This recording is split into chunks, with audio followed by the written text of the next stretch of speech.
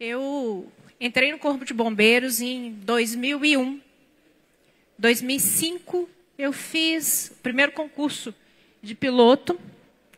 E, embora não tenha sido aprovada, eu trabalhei com o responsável pela fundação, um dos responsáveis pela fundação do Batalhão de Operações Aéreas. O batalhão ele nasceu em 2006, começou a operar em 2007. A primeira aeronave chegou em 2007. A aquisição das aeronaves, 2 esquilos, foi possível através de um convênio celebrado com a MG 050, uma concessionária pública. E aí, tinha dinheiro para pagar a primeira aeronave e a segunda aeronave, que chegou em 2008, não tinha dinheiro para fazer o último pagamento da aeronave. Naquela época, existia a taxa de incêndio do Corpo de Bombeiros. Então, foi possível celebrar, efetivamente, pagar a aeronave através da taxa de incêndio. Mas já existia ali um desconforto de conseguir dinheiro para pagar as aeronaves recentemente adquiridas. Indiretamente, como trabalhava na assessoria da chefia do Estado-Maior, eu participei desse processo. Fiz o segundo concurso de piloto do Corpo de Bombeiros, em 2009, curso de comandante de operações aéreas, e essa angústia com relação ao recurso permanecia. Como nós vamos conseguir dinheiro para manter a aviação? Não temos dinheiro para pagar seguro das aeronaves. Tem dinheiro para pagar seguro de uma aeronave, da outra não tem. Onde nós podemos buscar? Quais os riscos que nós corremos? Quais os erros que nós não podemos incorrer? Como se define a minha operação? É preciso conhecer a operação para, inclusive, realizá-la de forma mais eficiente, com a menor quantidade de recursos possível, chegando no melhor resultado. E sobre essas perguntas que nós vamos refletir um pouco durante essa apresentação. Antes de tudo, é preciso nivelar a informação com relação ao atendimento aeromédico. O que nós temos de norma que define a operação?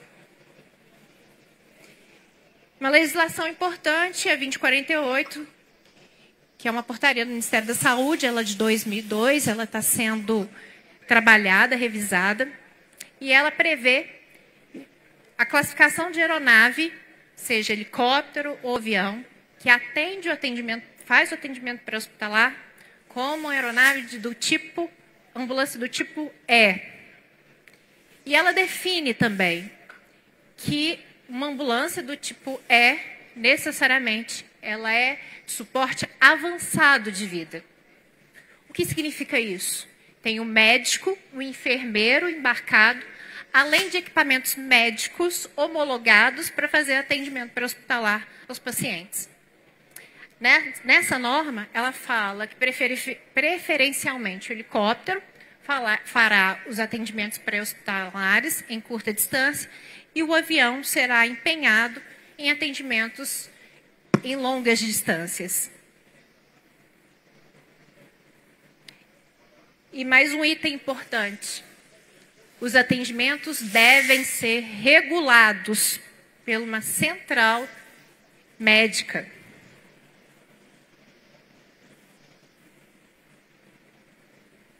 Tem o RBAC 90. Ele vai tratar das operações das unidades de aviação pública. E atendimento aeromédico é uma operação especial. E lá tem alguns critérios estabelecidos de treinamento, de currículo, para a tripulação exercer atividade aeromédica. Essa resolução 656 e a 660, uma atualiza a outra. É uma resolução do CONFEM. Ele estabeleceu que os enfermeiros, para tripular, os enfermeiros, melhorou. Os enfermeiros capazes de tripular uma aeronave para atendimento aeromédico tipo E, necessariamente precisam ter a pós-graduação em enfermagem aeromédica. A resolução de 2020, ela tinha um prazo de validade de 3 anos, a partir de 3 anos em diante, necessariamente, esses profissionais teriam que ter essa formação específica. E, além disso, nós somos operadores de atividade aeromédica, estamos sujeitos a uma supervisão da vigilância sanitária para verificar as condições de expurgo, operação, de forma geral, como ela está se procedendo. E aí tem uma série de legislação relacionadas à vigilância sanitária. Ainda no Brasil, nós não temos nada muito específico para atividade aeromédica, muito voltada para atividade pré-hospitalar terrestre. E, por analogia, é aplicado ao aéreo. E aí uma outra definição importante. Resgate. O que é resgate? Tem legislações que abordam resgate. A própria 2048 e tem uma norma MIES da ANAC que estabelece que o resgate ele é realizado quando existe uma condição de risco. E aí, toda vez que eu tenho um atendimento aeromédico onde existe uma condição de risco e é necessário fazer um salvamento, tirar aquela pessoa, aquele paciente, ou levar o médico, enfermeiro, para atendimento àquela pessoa, aquele paciente, é necessário profissional qualificado, nesse caso, operador aerotático, para fazer o salvamento. E nós temos mais de um tipo de salvamento. O salvamento ele pode ser classificado em salvamento em altura, quando eu uso equipamentos especiais da aeronave, guincho, gancho, corda, armações, para fazer uma ancoragem e retirar a pessoa de um local de difícil acesso, utilizando técnicas de altura. Salvamento terrestre, um exemplo, salvamento veicular, onde é necessário fazer desencarceramento do paciente que sofreu um acidente automobilístico, por exemplo. Essa atividade tem um risco ali envolvido. Quais os riscos podemos enumerar? O risco de explosão do veículo, quando tem vazamento de combustível, o risco ambiental de contaminação, lençol freático, contaminação da água, risco de outro acidente automobilístico por falta de isolamento do local. Enfim, uma série de riscos que precisam ser controlados para que aquela cena seja segura. Temos salvamento aquático, onde são utilizadas técnicas de salvamento aquático para fazer o socorro do paciente. Essa foto aqui de cima, especificamente, não está funcionando, mas a foto do canto direito superior é a foto de Santa Catarina, em 2008, aqui, quando já foi mencionado anteriormente, o enchente que ocorreu no Vale do Itajaí e o Morro do Baú, ele se desmoronou. Então, teve o empenho de uma das nossas aeronaves aqui para fazer o salvamento, o atendimento das pessoas em locais de difícil acesso. E esse salvamento, muitas vezes, são salvamentos que a pessoa não está no risco naquele momento imediato, mas a pessoa pode ter uma hipotermia, se continuar naquela condição. E nos casos de tratamento clínico, onde é necessário fazer uma hemodiálise, se o local estiver bloqueado e o paciente não conseguir sair da comunidade, ele pode vir, no futuro, ter um risco de morte. E aí, o empenho da aeronave pode ser primordial.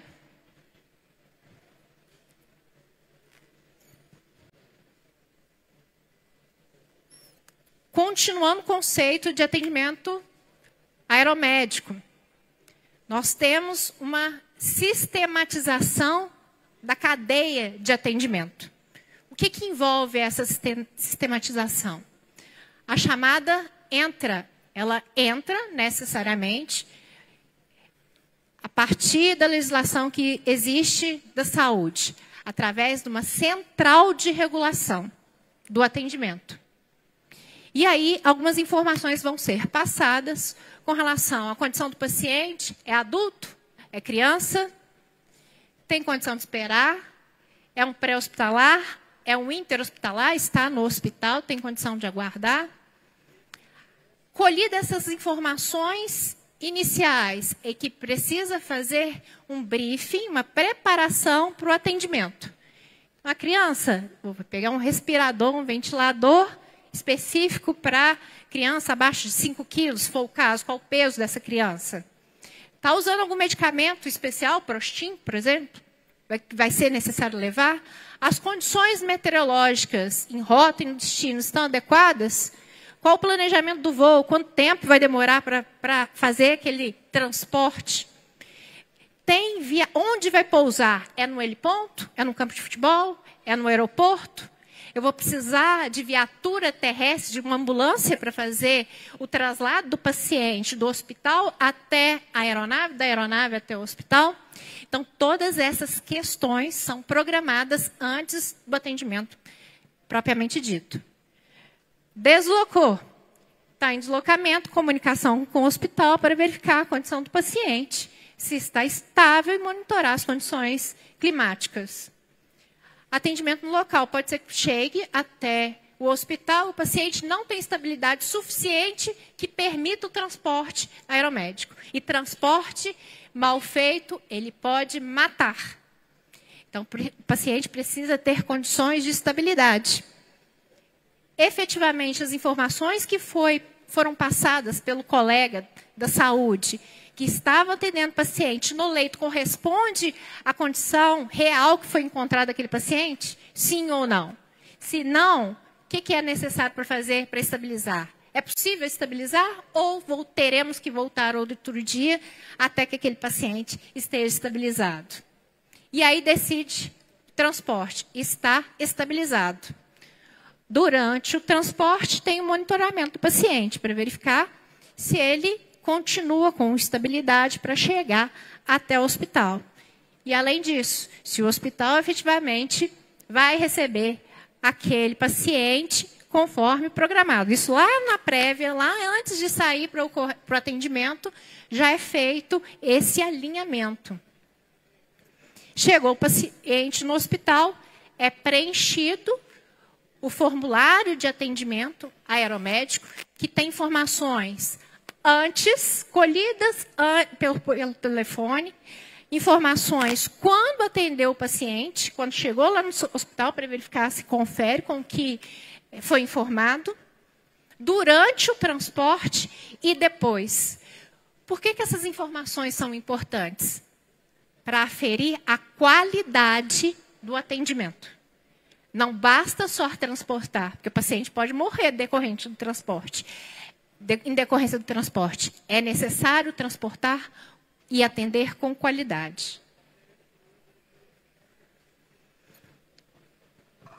As operações com intervenção médico e enfermeiro estão definidas em norma, na 2048. Então, a gente tem atendimento pré-hospitalar primário. Vou passar rápido, porque isso é de conhecimento de todos. Primário, quando vai lá na cena, pega o paciente ainda no local onde ele foi acidentado. Secundário, quando o paciente foi para o hospital, mas aquele hospital ou aquela unidade de saúde não tem a mínima condição de dar continuidade ao tratamento do paciente e é necessário levar para um hospital de maior porte, dentro das 24 horas, antes de entrar com uma ficha de internação. Esse é o secundário, pré-hospitalar, secundário, o anterior primário, quando eu vou lá na cena e pego o paciente. Transporte interhospitalar, quando o paciente já está internado, mas há algum tempo no hospital, estabilizado, precisa dar continuidade ao seu tratamento em outro hospital. E aí, cada estado vai adotar um fluxo, uma rotina de trabalho específico para ordenar a saída desse paciente, a busca de vagas em outros hospitais. Transporte de órgãos e tecidos humanos. Aqui no Brasil, diferente da Espanha, onde o paciente é transportado até o local que vai fazer o transplante. Aqui no Brasil, a equipe médica vai até o hospital, retira o órgão, capta o órgão, leva o órgão até o paciente que precisa ser transplantado.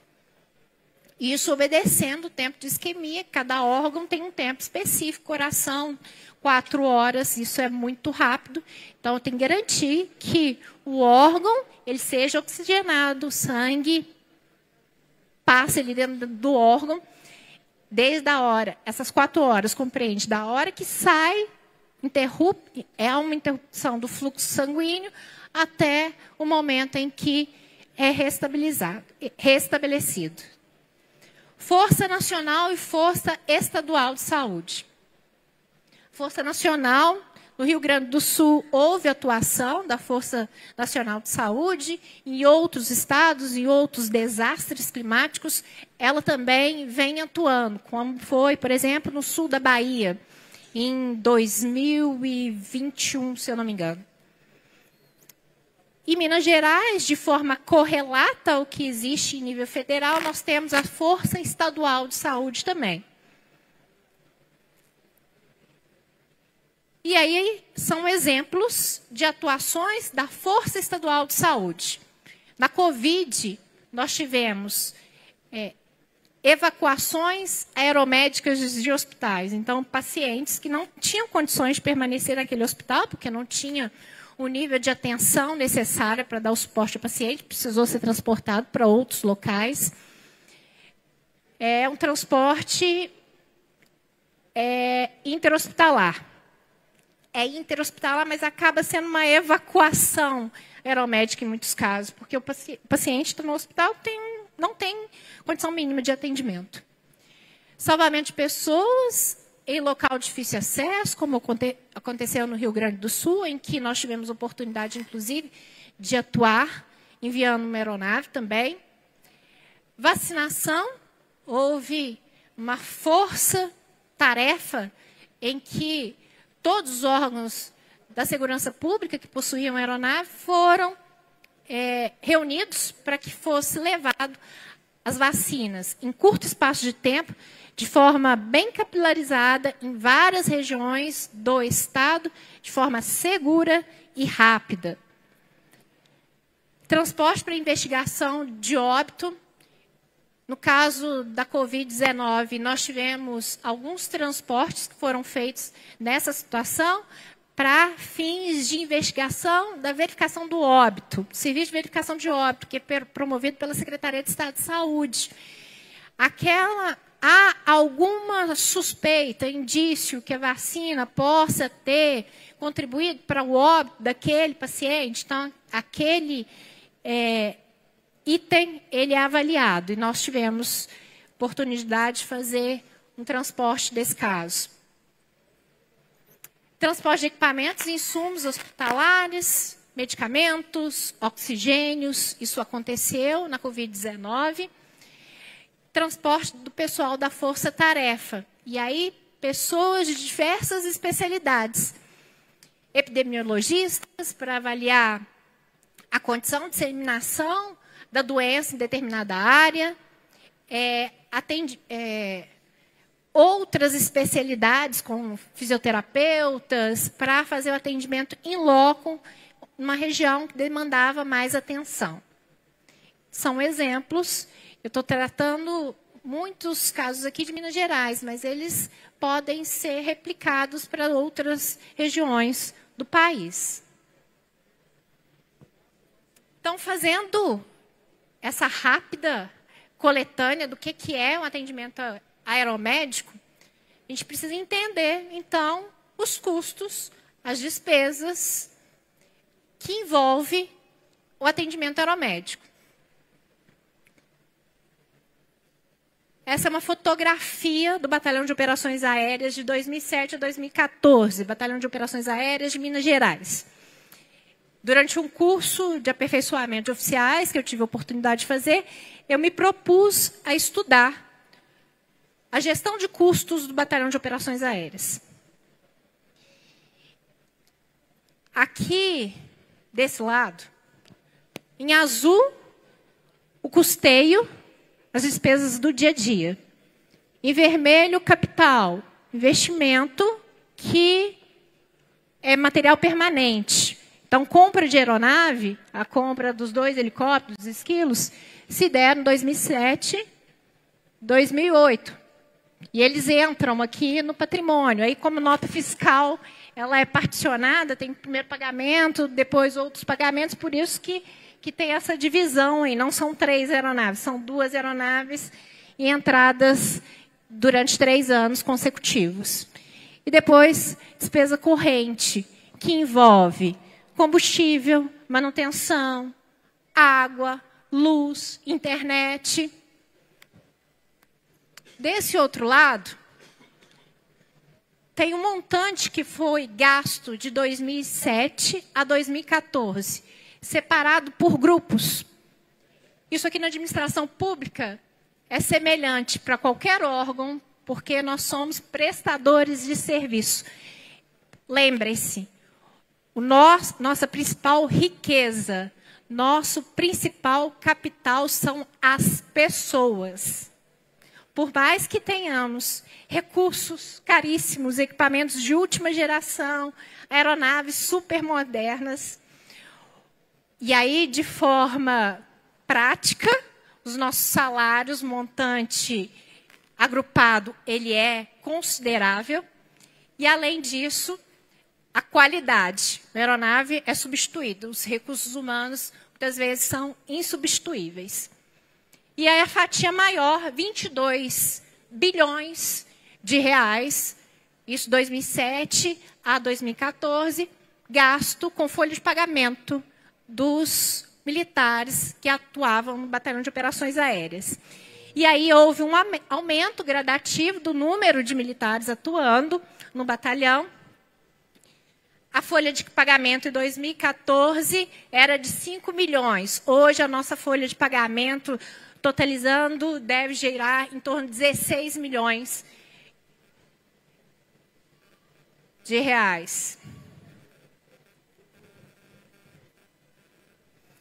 O outro gráfico mostra o efetivo aumento da quantidade de pessoal no batalhão com o passar do tempo. Isso aconteceu porque houve um acréscimo de aeronaves, de equipamentos na operação e uma expansão gradativamente para o interior do estado. Aí, aqui temos fatias, né? Seguro, mas o que eu quero chamar a atenção? O que compõe o custo das operações aéreas? É importante que cada um tenha cada gestor tenha essa clareza. Quanto eu preciso para pagar o seguro? É uma despesa fixa? É fixa. Quem adota, em a maioria das unidades aéreas, adota obrigatoriamente pagamento de seguro, é uma despesa anual fixa. Quanto que isso compromete o meu orçamento? Quanto corresponde? Manutenção, seguro, combustível. Com o passar do tempo e aprimorando o serviço, qualificando o serviço, percebemos que os nossos custos precisavam ser diversificados também. Lembra daquela cadeia de produção da atividade aeromédica? Para ter um médico, um enfermeiro que saiba decidir, que entenda a diferença no atendimento pré-hospitalar para um atendimento interhospitalar, um adulto, um neonato, eu preciso qualificar esses profissionais. E aí eu preciso qualificar médico, enfermeiro, porque a ergonomia do local de trabalho é completamente diferente. O que se exige do profissional é diferente do que o profissional da atividade terrestre está submetido. Além disso, eu preciso promover treinamento para o operador aerotático responsável por manusear os equipamentos especiais, como guincho, gancho, fazer os salvamentos em altura, salvamento terrestre. Preciso qualificar os pilotos e os mecânicos. Então, esse leque de grupos de custos, com o tempo ele foi sendo diversificado também, porque nós percebemos que nós tínhamos necessidade de qualificar melhor o serviço. E isso custa dinheiro. Quais eram as possibilidades de captação, então, existentes? Eu destaquei em amarelo que eu vou tratar na apresentação. E deixei aqui em branco outras possibilidades para o atendimento oral médico. Então, é possível fazer a captação através de recurso saúde, desde que obedeça regras específicas da saúde, emendas parlamentares, e aí existem as emendas parlamentares federais, estaduais, algumas vinculadas à saúde, com percentual mínimo a ser aplicado. O Fundo Nacional de Segurança Pública, que teve a palestra magna hoje, da senhora Camila Pintarelli. O Fundo Estadual de Segurança Pública, que é um desdobramento do Fundo Nacional. Recurso do Ministério de Integração e Desenvolvimento Regional. Então, hoje foi mencionado o projeto Pegasus, e aí, no escopo do projeto, o recurso vem lá do Ministério de Integração e Desenvolvimento Regional. Além de outras possibilidades de parcerias públicas e privadas, como, por exemplo, qualificação de pessoal de faculdades. Vamos colocar o vídeo, por favor? Para buscar essas parcerias, esses recursos, é importante que a gente estabeleça uma relação. Não é esse, não. Uma relação como se fosse um casamento. Casamento tem um limite? Eu tenho meu limite. Até onde eu permito que o meu companheiro venha até determinado ponto da relação. Assim como ele. As relações com esses outros órgãos, e aí pode ser saúde, Senasp, elas são estabelecidas... Quais são os limites? O que está estabelecido em norma. E é um consenso, é consensual. O que é bom para um e para o outro, para estabelecer uma relação profícua. Pode passar.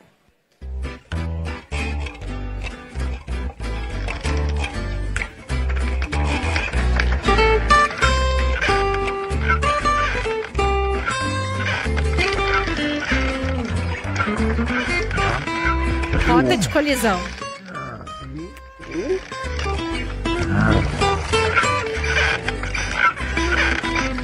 E a gente briga e quer fazer do nosso jeito, às vezes. Indicar culpado. Ou um é melhor, indicar que um é melhor do que o outro. Sem abrir mão.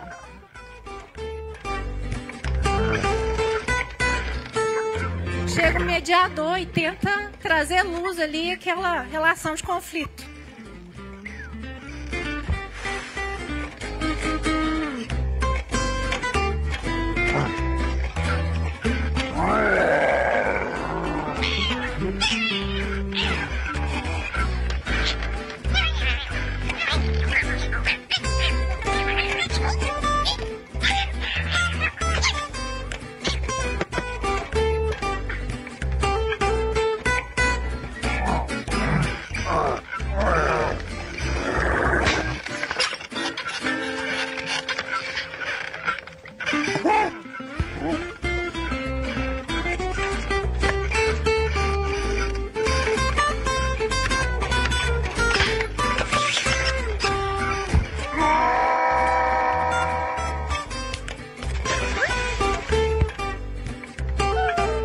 É possível estabelecer um meio termo, algo que seja bom, tanto para um quanto para o outro, e chegar a um objetivo comum para ambos. Através do entendimento.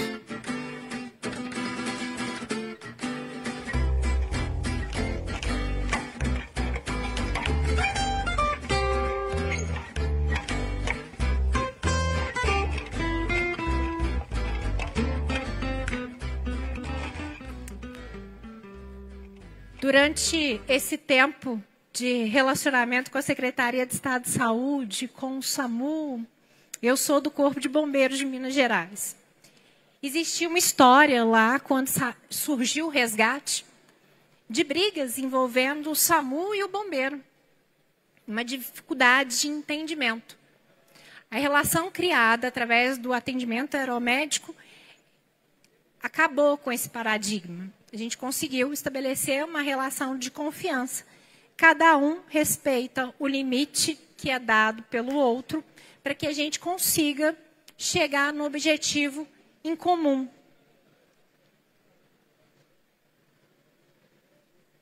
E aí, com o tempo, essa relação foi ficando cada vez mais amarrada.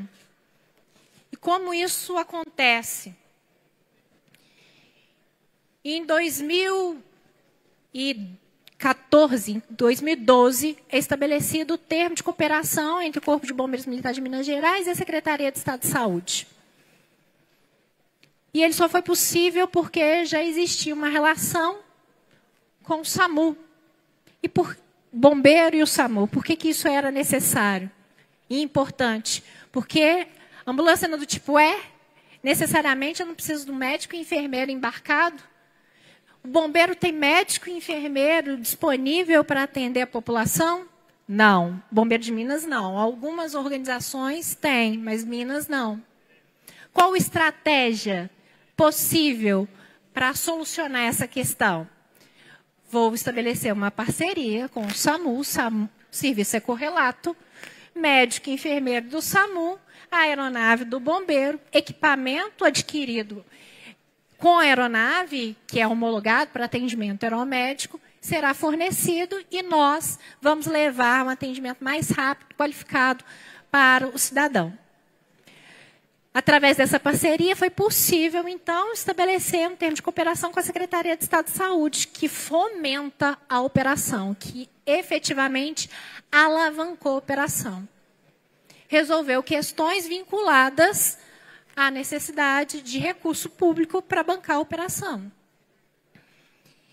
Em 2014, é estabelecido, então, o termo de descentralização de crédito orçamentário e financeiro. Também foi entregue a primeira aeronave, adquirida através de recurso específico da Secretaria de Estado de Saúde, o EC-145, Arcanjo 04, acidentado. E daí em diante, nosso relacionamento foi cada vez mais sendo aprimorado.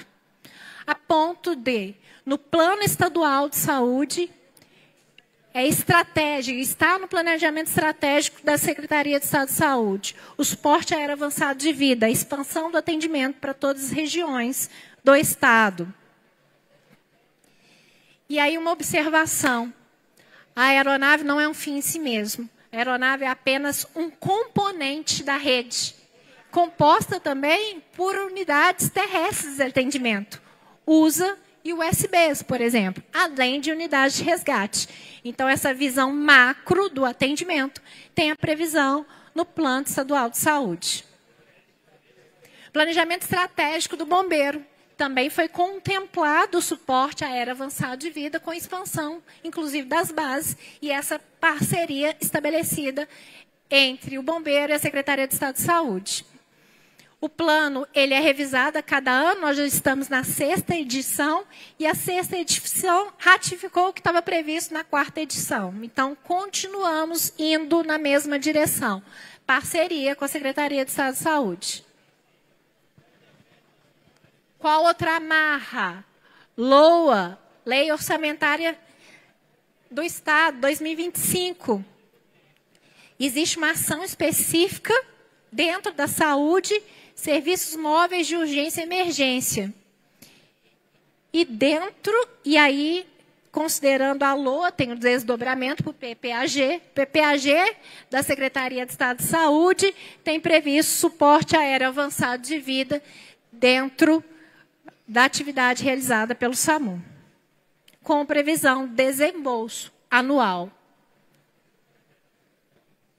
Como nosso foco aqui é SUS, é importante eu falar um pouquinho da história para essa contextualização.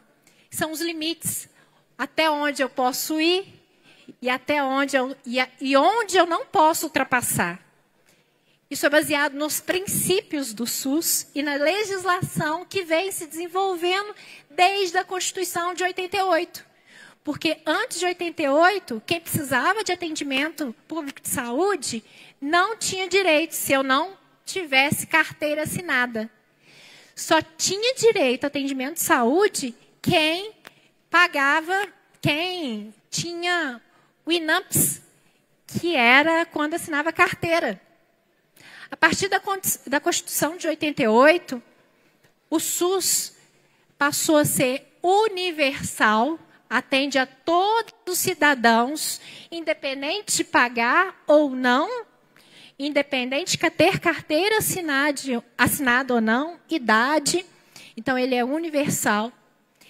Ele é integral, são princípios do SUS, barreiras que eu não posso ultrapassar. Ele é... Colocar todos aí. Ele é universal, ele é integral, então, desde a atenção básica, o atendimento mais simples, até o atendimento mais qualificado. O SUS garante todo esse atendimento. Equidade não é igualdade, é tratar os diferentes para que eles estejam em condições de igualdade com relação aos outros que têm mais recursos. Participação popular, então, antes de 88, teve uma assembleia que estabeleceu onde queríamos chegar com o SUS, o que nós queríamos. Então, tem a participação popular. Hierarquização e regionalização. O SUS é capilarizado. O secretário municipal de saúde, ele é um gestor do sistema, assim como o secretário estadual de saúde e o ministro da saúde. E tem uma hierarquização do atendimento, desde o mais elementar até o mais qualificado. Descentralização e comando único em todos os municípios. E aí alguns estados se consorciam, os municípios, como Minas Gerais, tem 853 municípios, não tem como oferecer um hospital nível 3 em todo município. Então, os municípios se consorciam para que aquela região tenha determinado atendimento. Lei 8080, que fala sobre a lei básica do SUS, e a 141 são os limites, onde eu posso ir e onde eu não posso ir. O artigo 3º da Lei Complementar 141, ela fala o que são consideradas despesas de saúde. Então, vigilância e saúde, pagamento de pessoal, gestão pública do SUS, administração do SUS, ampliação das unidades de saúde, isso é considerado atendimento dentro dos recursos das ações de serviço de saúde. O artigo 14 fala o que não é ação de serviço de saúde. Então, onde eu não posso ultrapassar. A última item aqui, o último item, ações de serviço público de saúde custeado com recursos distintos dos especificados na base de cálculo definida em lei, vinculados a fundos específicos destinados daqueles da saúde. Limpeza urbana, vigilância sanitária, construção de esgoto, isso não é considerado como ação de serviço de saúde. Combate a incêndio florestal não é considerado atividade de serviço de saúde. E aí, alguns exemplos, eu tirei do site Piloto Policial, uma compra de aeronave, até perguntei a alguns colegas do Rio Grande do Sul sobre isso, efetivamente ocorreu, mas é um exemplo, porque aqui houve um contestamento, porque a aeronave com recurso de saúde teria sido adquirido para combate a incêndio e missões de radiopatrulhamento. Houve um questionamento do Tribunal de Contas do Estado. A judicialização na saúde é algo muito grande, é diferente do que a gente vive na segurança pública. Na saúde, muitos casos são judicializados por causa da 141, que prevê, inclusive, essa fiscalização do uso do recurso público. E aí, tenda mais, que é uma emenda parlamentar federal destinada para atendimento ambulatorial oftalmológico, e foi questionado que não foi feita uma organização do atendimento desses pacientes, não havia uma regulação. Para além da 2438, muita gente ainda não sabe disso. Tem as portarias de consolidação. O SUS é dinâmico. E ele vem, desde 88, sendo construído. A cada dia, ele é aperfeiçoado. E essas portarias, elas estabelecem que o APH, ele precisa ter a regulação médica. Ele pode ser exercido por policiais militares, policiais rodoviários federais, por bombeiros, mas desde que regulados. A norma, ela já indica alguns problemas. Isso aqui foi retirado da portaria de consolidação 02. Ela menciona que não tem boletins de ocorrência padronizados para fins de aferição de produção. Indica que muitas ambulâncias, elas não cumprem o mapa-carga que está previsto lá na 2048, para serem considerados porte avançado de vida. São exemplos de questões que já estão indicados na norma, que são pontos de aperfeiçoamento que nós podemos melhorar. A norma, ela traz, e aí, essa portaria de consolidação 02, ela fala das redes. E ela fala da rede de urgência e emergência, ela fala da rede de vigilância sanitária, ela fala da rede de transplante de órgãos, de várias redes existentes na saúde. E ela traz diretrizes para cada uma dessas redes. E também estabelece quais são os componentes da rede. Corpo de Bombeiros Militar, Polícia Militar, outras polícias não configuram como componente da rede. E aí, a nossa estratégia em Minas Gerais de nos juntarmos ao SAMU, que é, sim, um componente da rede. Hoje, a aeronave habilitada, esse valor ele foi atualizado. R$50 mil. Todo mundo sabe o que é habilitação de aeronave?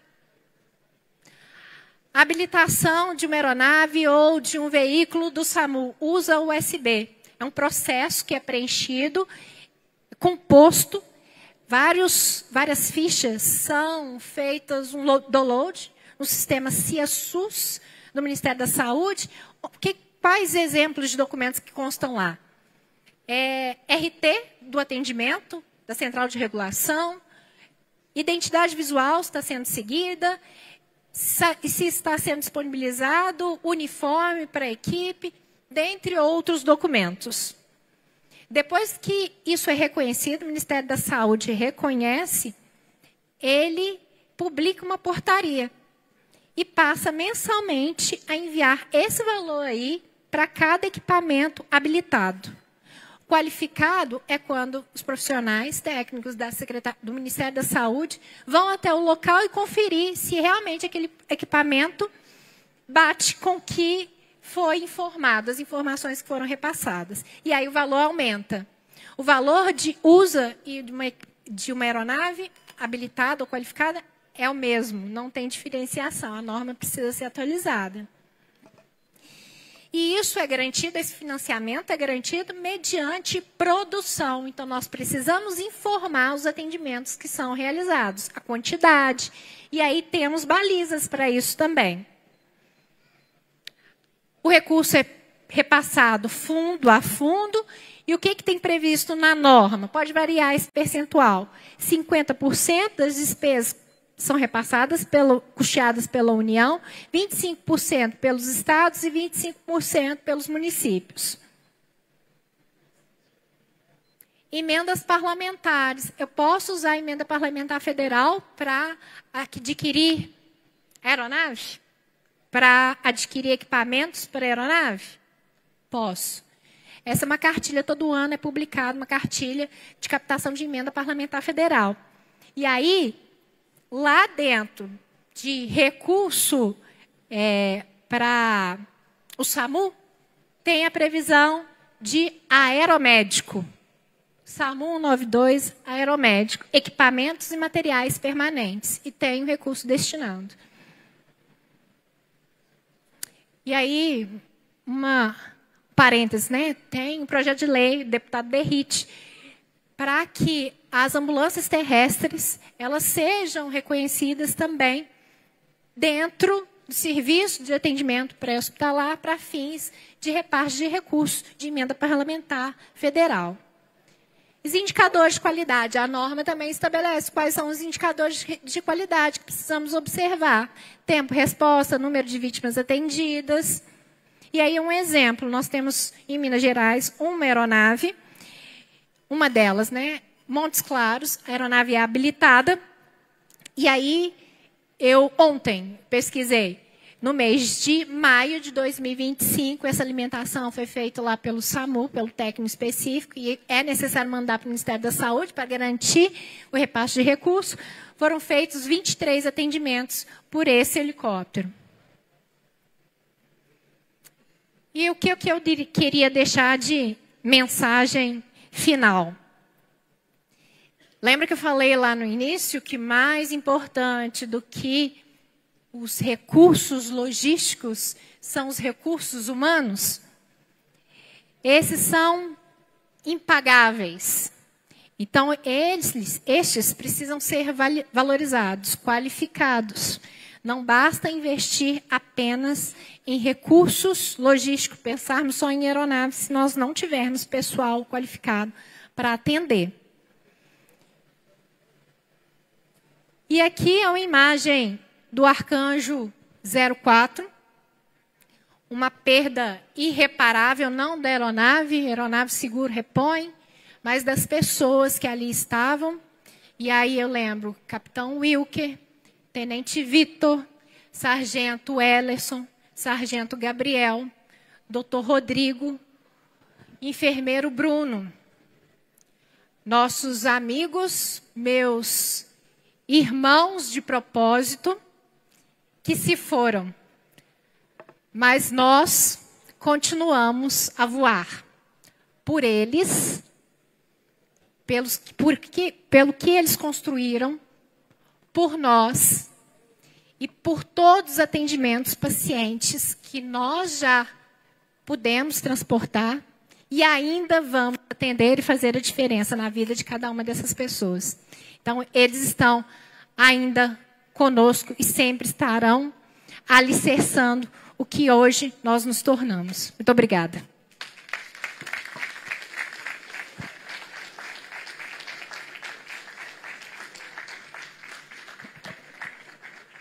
Senhoras e senhores, alguma pergunta? Não? Podemos passar. Gostaríamos de agradecer profundamente a Tenente Coronel Carva pela sua brilhante palestra, que certamente enriquece e amplia a compreensão sobre o tema. Pedimos desculpa pelos problemas técnicos e, para materializar esse momento, convidamos o Coronel Carlos Alberto Cardoso, comandante do Corpo de Bombeiros Militares do Estado de Goiás, para fazer a entrega de uma pequena homenagem em reconhecimento ao trabalho aqui apresentado.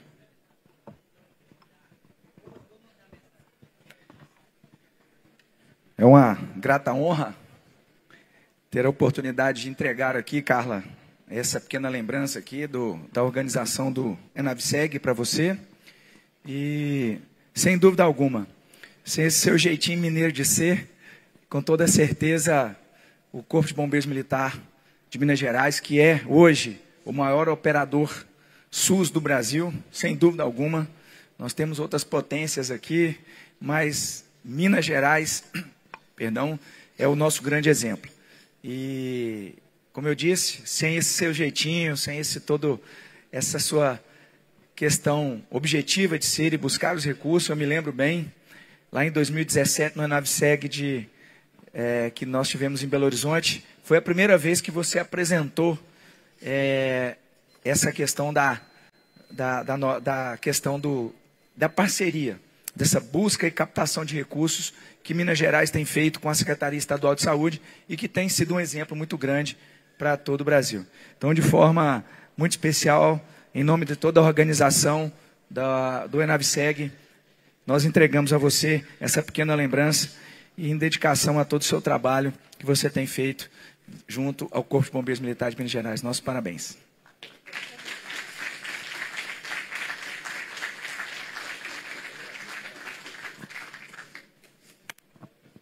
Muito obrigado, Tenente Coronel Carva, pela apresentação do trabalho. A gente vai começar a organização da mesa redonda sobre financiamento aeromédico e contamos com a presença de todos.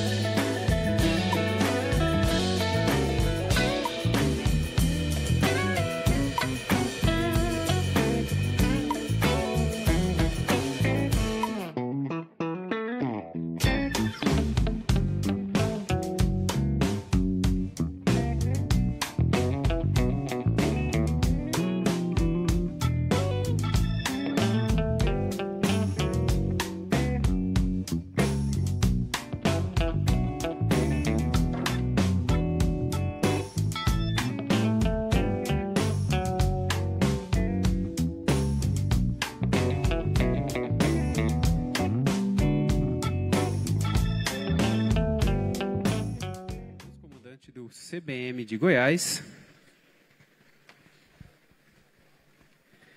Coronel Rodrigo Medina, comandante da Superintendência de Operações Aéreas de Saúde do Rio de Janeiro, Tenente Coronel Carva Lessa Alvarenga Leal,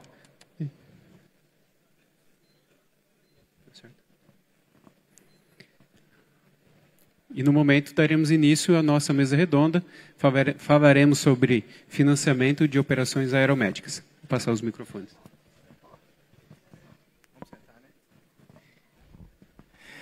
Boa tarde a todos mais uma vez. Então, a partir de agora, nós vamos iniciar aqui a nossa mesa redonda. Primeiramente, vamos abrir a palavra a vocês, para que vocês, caso tenham alguma dúvida já sobre a palestra da Carla, vocês podem fazer, a Carla vai responder. E depois a gente vai falar um pouquinho. Nós temos aqui Goiás, Minas e Rio de Janeiro. E aí a gente vai poder colocar um pouquinho do que está sendo feito dentro de cada um dos estados. A Carla já demonstrou bem o que ela tem feito lá em Minas Gerais. E o Medina tem algumas... O Medina hoje é uma das... Se eu não me engano, é você e a Secretaria de Estado da Saúde do Paraná. Não sei se tem alguém do Paraná aqui. Né? Eu vi o Zen estava ali atrás, que é do Paraná. Tinha mais alguém do Paraná aqui, que eu sei que a Secretaria Estadual de Saúde do Paraná também hoje realiza o trabalho de resgate aeromédico. Tá bom? Então, fiquem à vontade. Se tiver alguém que tiver alguma pergunta, pode se levantar. Tem algum microfone para levar lá para eles, por gentileza? Coronel Marcos, senhor Paer.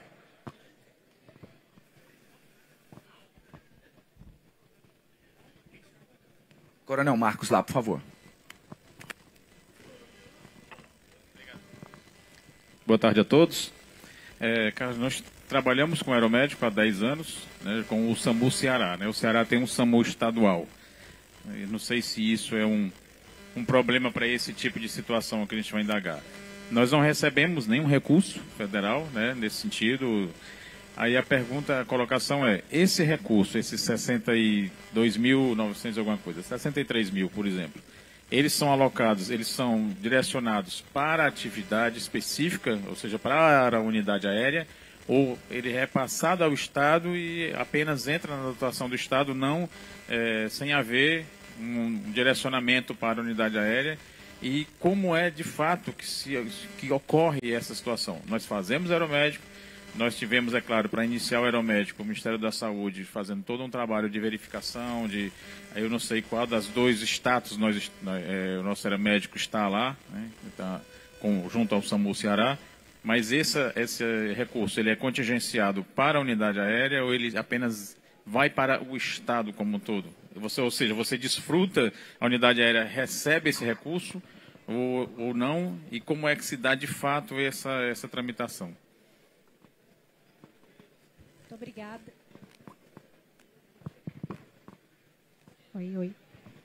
Oi. Obrigada, Coronel, pela pergunta. O financiamento, ele é tripartite. Então, tem participação do município, do Estado e da União. Eu falei que a norma, ela prevê 50%, União, 25% município, 25% o Estado. Mas, na prática, o Estado repassa a maioria dos recursos para manter a atividade aérea. E como isso se dá? Hoje, nós executamos dentro de uma unidade orçamentária da Secretaria de Estado de Saúde. Então, o recurso não é repassado para a unidade orçamentária do Corpo de Bombeiros. Nós executamos lá dentro. E o recurso que veio do Ministério da Saúde, ele é repassado para o consórcio de saúde do SAMU.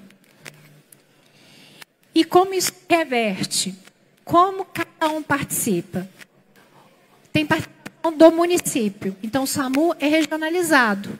Os municípios, eles custeiam a central de regulação do SAMU, que é necessário para a atividade aeromédica. Além disso, o pagamento do salário do médico e enfermeiro é custeado pelo município. Então, esse recurso do Ministério da Saúde vai para eles. O Estado, Segurança Pública, entra com o pagamento dos salários dos militares, que é um aporte significativo, e a Secretaria de Estado de Saúde entra com o custeio da operação de uma forma geral, manutenção, combustível, tudo que é necessário. Então, é dessa forma que se dá. O recurso do Ministério da Saúde habilitado e qualificado chega, mas é repassado para o município, que reverte em pagamento dos profissionais qualificados da saúde.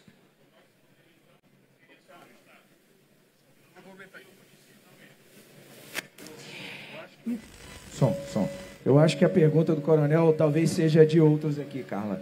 Eu acho que o que ele quer perguntar é o seguinte, talvez, se eu me corrija, se o valor, esses 50 para qualificada, né, habilitada, e os 63 mil para habilitada e qualificada, se eles podem ser utilizados, por exemplo, em manutenção, combustível, seguro.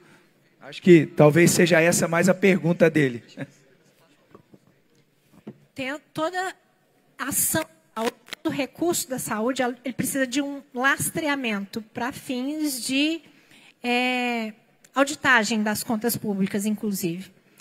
Então, o recurso que vem da habilitação e da qualificação só pode ser utilizado dentro do serviço de urgência e emergência. E aí ele é voltado especificamente para o SAMU, em Minas Gerais. Indiretamente reverte para o aeromédico, porque nós precisamos do médico e enfermeiro pagar o salário deles, e a forma disso acontecer através desse financiamento da União.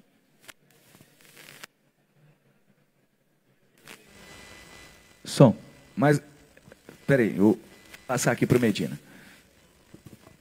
Muito boa tarde. Primeiro, dar os parabéns à Coronel Carla. Excelente apresentação. Então, Coronel Marcos, lá no Rio de Janeiro, nós temos uma característica muito parecida com o Ceará, pelo que o senhor falou.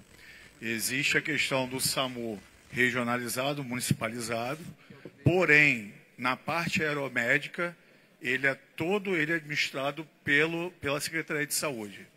Então, nós temos hoje uma CIS, que é a Central de Inteligência de Saúde, que faz toda essa regulamentação, e quando há necessidade da aplicação dos recursos aeromédicos, ela direciona lá para a SOER. Em relação à pergunta do senhor, quando essa verba vem oriunda da aeronave cadastrada, habilitada ou não, nós não temos como... Nós estamos fazendo esse cadastramento agora, a unidade é muito nova. Chegou a segunda aeronave agora, acho que isso foi bem divulgado, né? Chegou um SC-130 em fevereiro, mas por sorte nossa, ou azar, dependendo do olhar, o 01 parou para fazer as 12 anos. Então a gente continua com uma aeronave. Todo o recurso que está sendo captado pelo SAMU, ele não vem para a unidade, como a Carla falou, ele cai numa vala comum da secretaria, ele não vem especificamente. Por mais que você cumpra toda a normatização, identificação visual, adesivo, esse recurso não vem para a unidade, ele cai numa vala comum da secretaria. Acho que essa que foi a pergunta do Coronel Marcos. Lá em Goiás, contar agora o que está acontecendo agora lá no estado de Goiás, está sendo completamente revisada a chamada RUI, né, que é a Rede de Urgência e Emergência. E uma das coisas que favorece lá o senhor seria, né, a questão que o SAMU do senhor lá, comandante, é estadualizado já, né? Então, lá em Goiás não, lá é municipal. Então, cada prefeito tem o seu SAMU, tem os dois. Olha só, lá em Goiás são 246 municípios. Quem quer colocar o seu SAMU, faz lá todo o seu processo e é do prefeito. Então, a gente está tendo inclusive, nós tivemos um embate gigantesco, que é a segunda maior cidade do estado, era onde a Carla falou que é necessário que tenha uma central de regulação, e essa central de regulação, ela faria a macro-região centro-norte, que pega da cidade de Anápolis e segue para o norte do estado todo, e Anápolis não quer pactuar. Anápolis simplesmente não quer consorciar. Então, essa distribuição, onde, inclusive, o Estado está investindo 8 milhões de reais para fazer ali a central de regulação, e a cidade de Anápolis, por exemplo, não quer consorciar. Então, o prefeito lá bateu o pé e falou, não, aqui o meu SAMU o SAMU é meu, eu faço do jeito que eu quero. Então, nós estamos tendo um problema, que nós vamos ter, dentro do município de Anápolis, 2 centrais de regulação. Uma central de regulação para o município de Anápolis que vai atender o 192 lá, vai atender só a cidade de Anápolis, e o 192 da Central, que vai atender, se eu não me engano, são 46 municípios da macro-região Centro-Norte, onde está inserido, inclusive, o aeromédico do bombeiro. Que a gente, como o Medina falou, a gente está num processo aí, né, de correria ali para poder fazer o aeromédico nessa região, com o apoio da Secretaria, de acordo com o que Minas Gerais faz, foi onde nós fomos buscar o exemplo.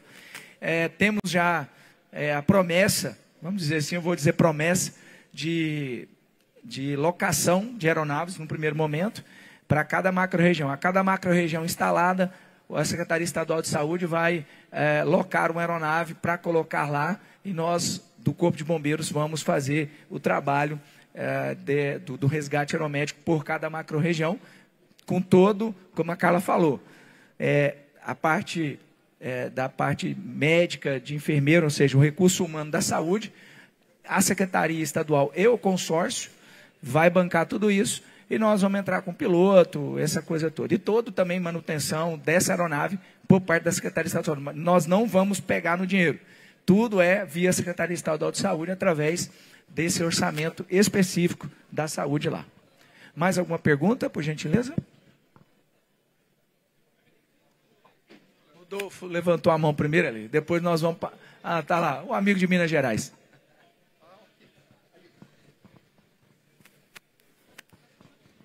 Boa tarde, senhores. Major Rodolfo Augusto, do CBMERD. Parabéns, coronel, pela palestra.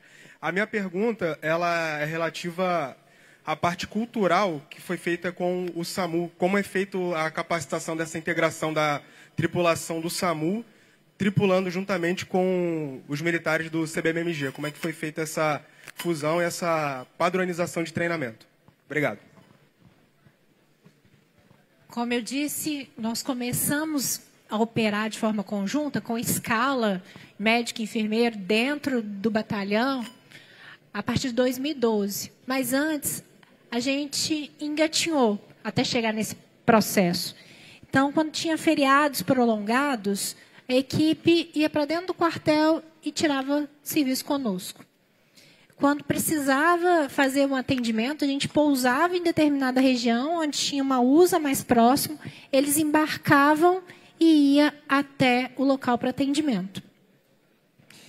E aí, as duas partes foram sensibilizadas que era mais interessante compartilhar o mesmo espaço e sair junto para o atendimento aeromédico, obedecendo, inclusive, o que foi construído na norma. E é muito interessante, Rodolfo, que essa interação entre civis e militares no quartel, apesar de nós militares, de uma forma geral, termos um pouco de resistência, ela é profícua, porque todos ganham. Nós, militares, aprendemos um pouco com a cultura médico e enfermeiro, como que gerencia o serviço, e nós sensibilizamos, damos também a nossa parte com relação à organização, à disciplina do serviço. Então, no batalhão tem médico que a gente chama, apelida de cabo, ou cabo Marte. Ele presta continência. Quando tem uma solenidade no quartel, eles entram em forma, e isso, com o passar do tempo, é natural. Como que a gente conseguiu isso também? Sempre acontece isso. O ser humano tem dificuldade, às vezes, de relação interpessoal. Então, os profissionais que trabalham dentro da unidade, qualquer qualificação que seja, desde piloto até médico e enfermeiro, eles são selecionados. Não é qualquer um que vai para uma unidade aérea. E aí tem um ponto positivo e negativo. O positivo é que nós trabalhamos com pessoas peneiradas, qualificadas, né? O negativo é que isso exige ainda mais do gestor público, porque é uma equipe de alto desempenho. A equipe de alto desempenho, ela tem um senso crítico mais elevado.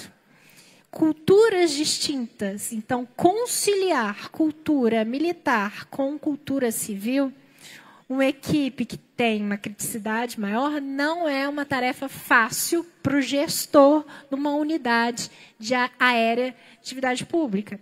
Por quê? Porque ele tem que gerir os seus recursos para que todos possam trabalhar de forma harmônica. E esse processo de socialização, ele é possível através de treinamentos conjuntos, através de protocolos estabelecendo quais são as competências de cada um, através de processos de socialização mesmo, quando faz alguma atividade, por exemplo, de sobrevivência, em que é necessário essa interação grupal. Isso estabelece um trabalho em equipe, de uma forma mais unida. Então, são exemplos de processo de socialização para que essa equipe, tão diferente, mas altamente qualificada, possa trabalhar junto de forma sinérgica. Eu roubei o microfone dele. Agradecer, colega de Minas. Porque antes dele fazer uma nova pergunta, como o assunto é o mesmo, eu pedi para emendar logo aqui. No caso do Ceará, talvez, pelo diferencial de nós sermos integrados desde 2001, com Polícia Militar, Corpo de Bombeiros e Polícia Civil, então a gente já tinha um ambiente de integração, mas quando iniciou, antes do aeromédico, em 2014, nós tínhamos sempre o embarque do profissional ali de forma eventual, profissional de saúde, quando havia necessidade. Mas a partir do aeromédico, em 2014, que foi startado com a chegada dos 3145, já com equipamento aeromédico, do Javeiro da Alemanha, todos equipados, então havia necessidade de algo mais. E esse algo mais foi o operador de suporte médico. Então, nossa tripulação, ela não é embarque eventual. Eles são treinados, eles fazem um curso de tripulante operacional.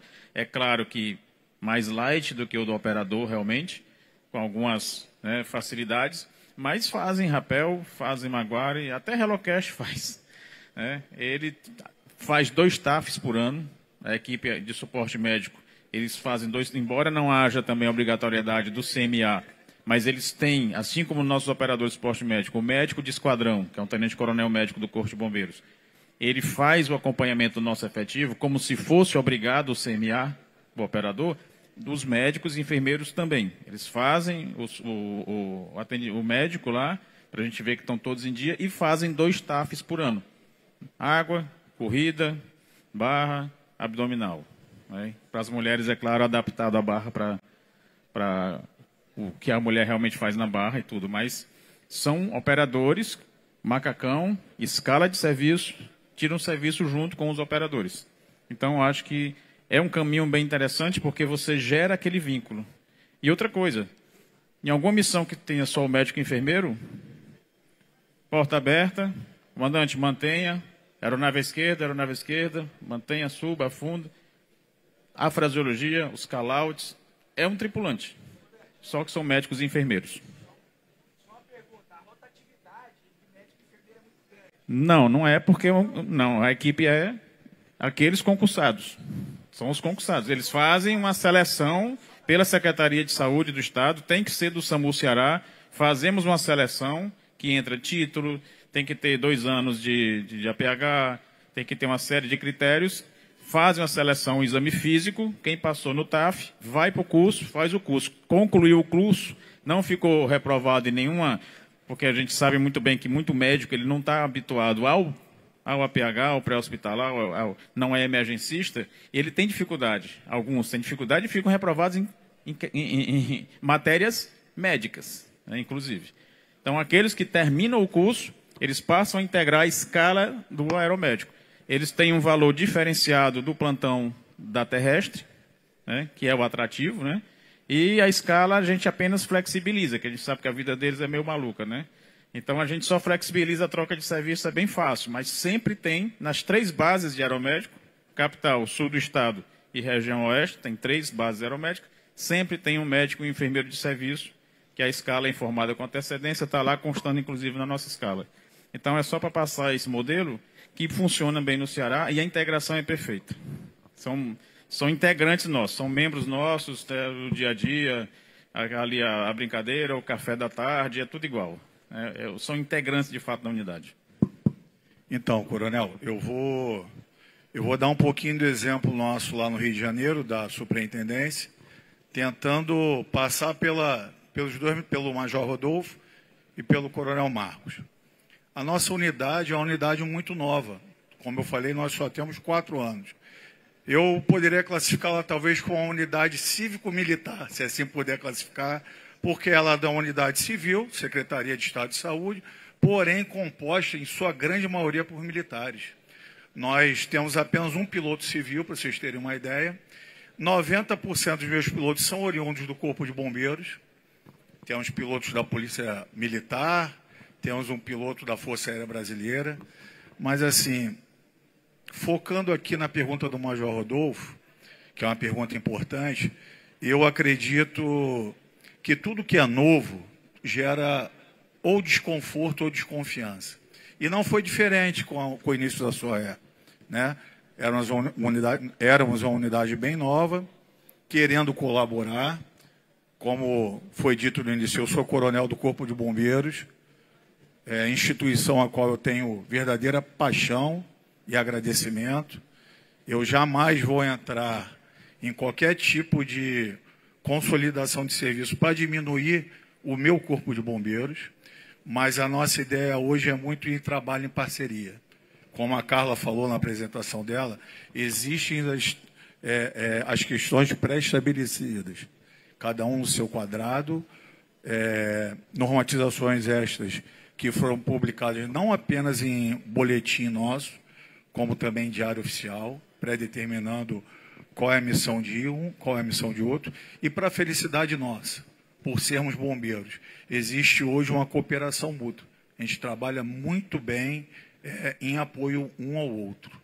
Então, essa semana, inclusive, só para dar um exemplo, nós tivemos uma missão muito difícil, de uma criança muito grave no interior, em condições muito desfavoráveis, uma condição IMC, e nós ainda, eu digo ainda porque eu continuo com aquela chama do sonhador, nós ainda não possuímos uma aeronave biturbina, nós temos, mas porém não é EFR.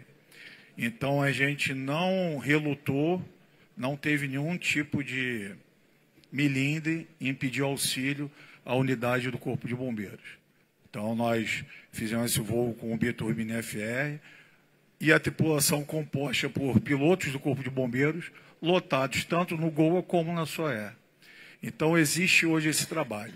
O início, como eu falei há 2 minutos, é no mínimo duvidoso. E foi assim conosco também. Porém, por nós termos médicos do SAMU, oriundos do Corpo de Bombeiros, isso tudo foi facilitado. Lembrando que é uma exigência da RBAC que esses operadores, médicos, enfermeiros, eles precisam passar por um curso. Esse curso dado dentro da nossa superintendência, porém com auxílio, inclusive, do Corpo de Bombeiros. Então, é difícil que a gente hoje selecione um médico que ele não esteja doutrinado. E para surpresa nossa, que este médico enfermeiro não esteja comprometido. Aí o senhor perguntou como é que é a rotatividade, já aproveitando, né, o Coronel Marcos, o Major Rodolfo, o senhor, a nossa rotatividade é muito baixa. E, por incrível que pareça, eu acho que o tema não é esse, mas, assim, a nível salarial a gente percebe que não é o fator principal para eles estarem ali. Existe todo um comprometimento, uma vibração, mesmo do médico, enfermeiro, paisano, em querer estar conosco, em realizar a missão, e eles têm feito isso de maneira exemplar. Então, assim, a adaptação ainda está sendo desenvolvida, mas de uma maneira muito mais fácil que nós esperávamos. Num primeiro momento, existe uma resistência natural dos militares, achando que isso vai ser um desconforto. E eu, por mais de 2 vezes, eu pude ver, inclusive no final do ano passado, onde foi resgatada uma criança afogada, né? Quem já trabalhou num afogado sabe o quanto é difícil. E nós víamos o revezamento natural, não teve solicitação, entre médicos do bombeiro e médicos do SAMU. Não importa a cor, se o macacão é laranja, se é verde ou se é azul, como foi dito aqui antes. Acho que se meu pai um dia, Deus me livre e guarde, precisar de um apoio, a última coisa que eu vou estar preocupado é a cor da aeronave ou do macacão. Então, existe essa convergência para que a gente possa estar atuando em conjunto e de maneira saudável. Quem ganha só no final é quem precisa, que é a população. Boa tarde, senhores. Major João Bosco, Batalhão de Operações Aéreas de Minas Gerais.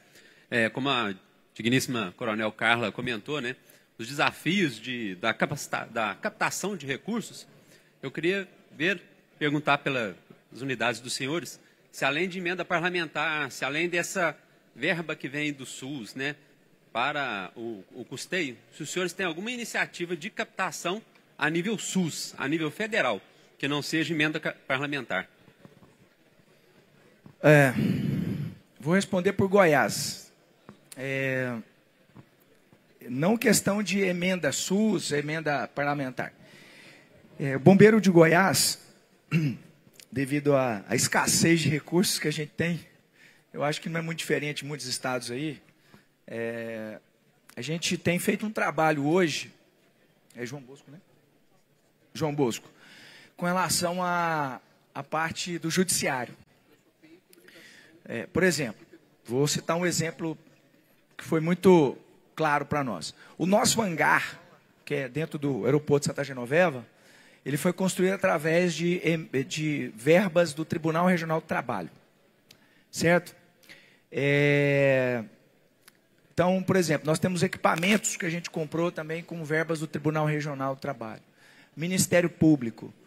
Então, hoje, lá em Goiás, por exemplo, a gente tem trabalhado muito com essa parte do judiciário, entendeu? Geralmente, é o seguinte, essas pecuniárias, mas acima de tudo, quando a gente fala da parte do Tribunal Regional do Trabalho, a gente fala de multas muitas vezes altíssimas, entendeu? Multas aí na casa de milhões. Então, por exemplo, o hangar mesmo, na época, né, 2020, que a gente terminou o hangar, a gente começou a construir ele em 2019, finalizamos em 2020. Então, foram R$1.500.000 a construção. Quem aqui conhece lá, eu tenho alguns aqui que já foram lá no nosso hangar, um hangar que tem só de área de hangaragem, tem cerca de 600 metros quadrados de hangaragem. É um hangar bom. Né? Hoje comporta 3 aviões e o nosso helicóptero lá tranquilamente. Então, é um hangar bom que a gente construiu com essas captações a nível de judiciário. Tá? Por experiência, Goiás a gente já tentou várias vezes emenda de bancada, por exemplo, para comprar aeronave.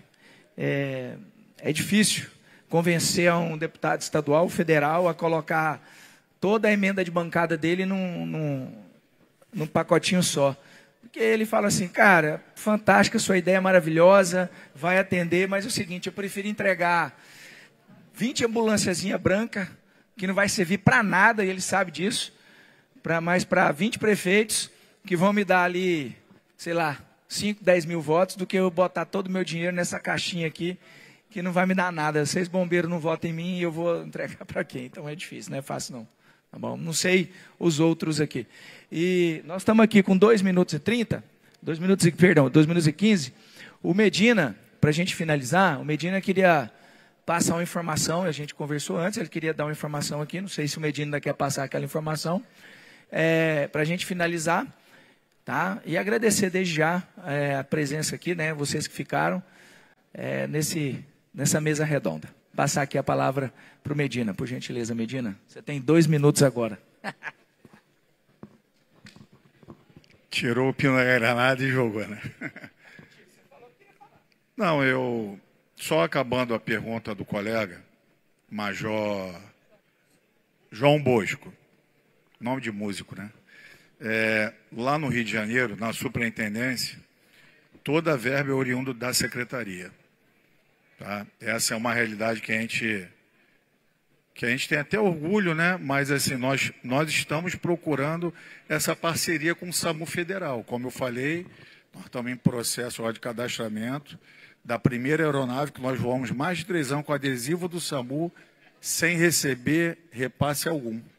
Já pensando e tentando buscar essa parceria. e que não veio ainda. Parece que agora existe uma sinalização que isso talvez aconteça ainda em 2025. Mas, como foi dito há 10 minutos, essa verba não é para aviação especificamente. Ela cai numa vala comum da secretaria. Tá? O que eu quero falar, e que o Alberto lembrou, a superintendência não veio com a intenção de competir com ninguém. Pelo contrário, a gente busca muito as parcerias. Nós temos como realidade, assim como objetivo, mais do que voar, que todos nós adoramos voar lá. Somos ainda meninos empolgados, acreditem em mim. Mas, assim, a nossa principal missão é o gerenciamento. Então, como eu citei o exemplo dessa semana de nós voarmos com a tripulação helicóptero do Corpo de Bombeiros e uma tripulação mista junto com o SAMU. Nós gerenciamos voos com helicóptero, com o braço operacional do governo do Estado, que é a DEGO, a antiga SAOA, né? Nós gerenciamos voos com uma grande parceira nossa, que é a Polícia Militar do Estado do Rio, né? Que eles nos dão apoio não só a nível de base, mas a nível também de aviação, colocar o helicóptero propriamente dito, e também a Polícia Civil. Então, para vocês terem uma ideia, na pandemia, foi citado aqui, onde tudo começou, isso começou com um sonho do Dr. Chaves, Dr. Carlos Alberto Chaves, foi secretário, era piloto, foi oficial da Marinha, era um empolgado. Na pandemia, nós chegamos a gerenciar 14 aeronaves num único dia, de todas as unidades aéreas do Rio de Janeiro. São 5 unidades aéreas hoje no Rio de Janeiro, né? Polícia Militar, Polícia Civil, Corpo de Bombeiros, a Casa Civil, que é a DEGOA, e agora, há 4 anos, a nossa SOAE. Então, mais do que voar, a gente quer gerenciar. A gente está conseguindo, com bastante apoio, principalmente do Corpo de Bombeiros. Sim, o Coronel Fábio está lembrando, o governador, ordem expressa e pública e necessidade colocar as aeronaves deles à disposição. Então, a gente está no momento hoje de um certo conforto. O que no início era uma desconfiança, hoje é um certo conforto.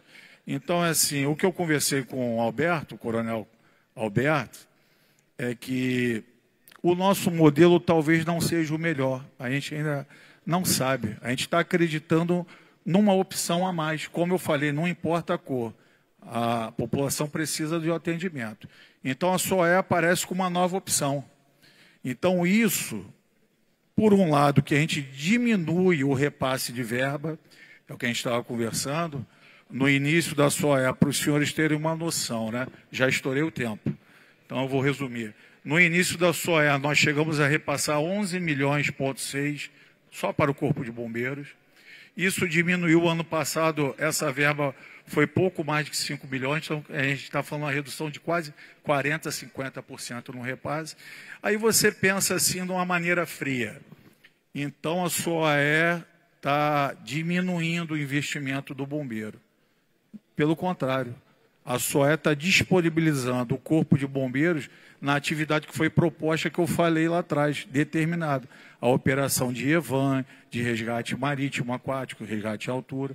Então, a gente está colocando mais aeronaves disponíveis, aumentando a capilaridade de salvamento. Essa que é uma ideia, e isso pode ser discutido no próximo NAVSEG, ou daqui a 5 anos. Nós comparamos, nossos números são muito fortes. Só resumindo, quando a gente tem uma aeronave específica para a missão de saúde, nós, em 4 anos, com apenas uma aeronave, nós fizemos 836 órgãos. 836 órgãos em 4 anos. Aí você me pergunta assim, Medina, isso é bom? Não, isso é excelente. Não é novidade para ninguém, que todo mundo tem como exemplo na aviação aqui do Brasil, a Polícia Militar de São Paulo.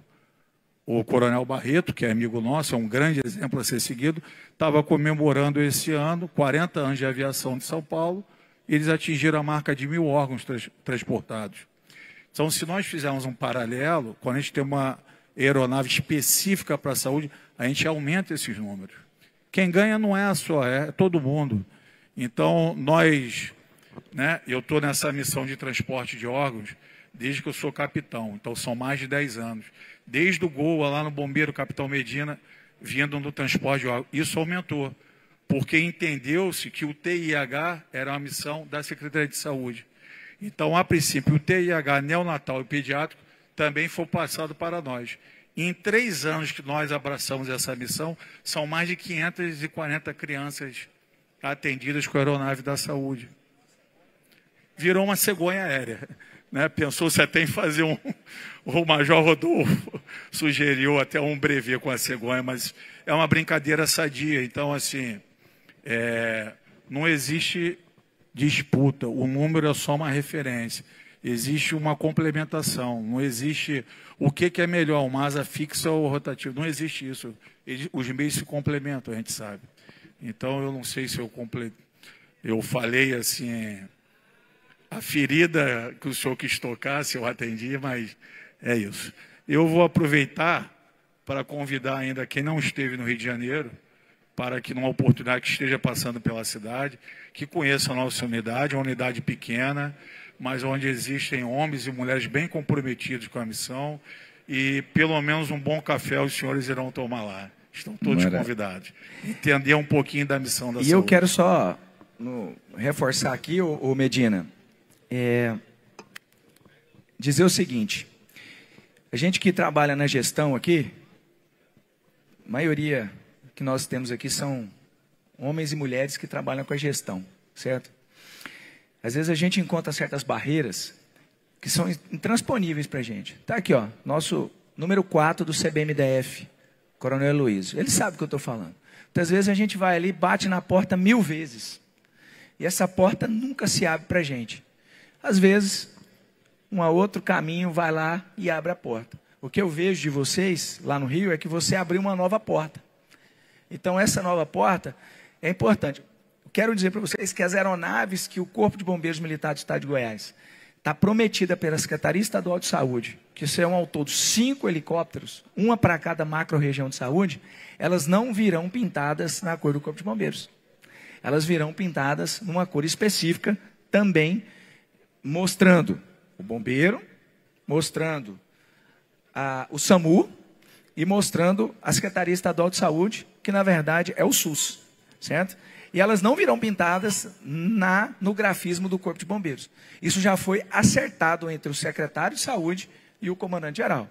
Por quê? Porque ele entende o seguinte: olha, vocês vão operar, é o bombeiro que vai operar, mas eu preciso dar visibilidade para todos aqueles que estão fazendo serviço. E eu falei da mesma forma que você falou. O comandante olhou para mim, eu falei: comandante, eu não quero saber se é verde, amarelo, vermelho, azul, preto, o que for. Se fosse vermelho e preto do Atlético Goianiense, que é o meu time de coração, seria mais bonito, mas tudo bem. Ela vai ser das cores da bandeira do Estado. Verde, amarelo e azul. Tá ótimo, maravilha. Você achou que eu ia falar do Flamengo, né? Que você é fluminense, né? Mas do Flamengo nunca, né? Então ia dar... Mas é isso. Então, muitas vezes, a gente vai na porta, bate... Nós estamos batendo na porta, está aqui os nossos oficiais, o Tenente Coronel Thierry aqui, um piloto nosso antigo também, está desde o início da criação do grupamento. Cara, foram anos e anos batendo a porta da Secretaria Estadual de Saúde. Em 2019 foi quando a gente conseguiu abrir lá uma janelinha, começou a vir um pouquinho de recurso. Chegou um momento, igual você falou, o recurso parou. A TDCO, que a gente lá chama de TDO, né? Que é o termo de descentralização orçamentária, ele parou, ó, estagnou aqui, ó. É isso aqui, ó, bobeiro, eu dou isso aqui para você. Cara, e agora, como é que nós vamos fazer? Aí nós fomos nas proposituras e tal, e nós chegamos a isso. Está prometido a cada macro-região de saúde, a cada consórcio intermunicipal, que são 5, para cada macro-região que for, um helicóptero, porém com as cores da saúde, então não interessa, tá bom? Então fique tranquilo, que isso aí também está sendo plantado lá, e eu tenho certeza que vai ser bom. Não é para o bombeiro só não, não é só para a polícia militar, como para a polícia civil, que no caso lá do Ceará, que tem o Ciopaé, eu sei que do lado ali nós temos um colega lá também do Ciopaé do Mato Grosso, que também faz o mesmo trabalho, é para a população. Nós temos um propósito maior, nós servimos a população. E a população estando bem servida, com toda certeza, nós todos estaremos fazendo o melhor trabalho, que é para aquele que nós fomos formados. Tá bom? Mais alguma pergunta? Passo aqui então ao nosso mestre de cerimônia para finalizar. Gostaria de agradecer os senhores. O senhor quer fazer alguma pergunta? Não? Gostaria de agradecer, então, pela nossa roda de conversa. Gostaria de chamar também o coronel Marcos Costa, o Major Chiron, por favor, que é do Mato Grosso, né? Para fazer a entrega dos mimos aqui aos nossos palestrantes.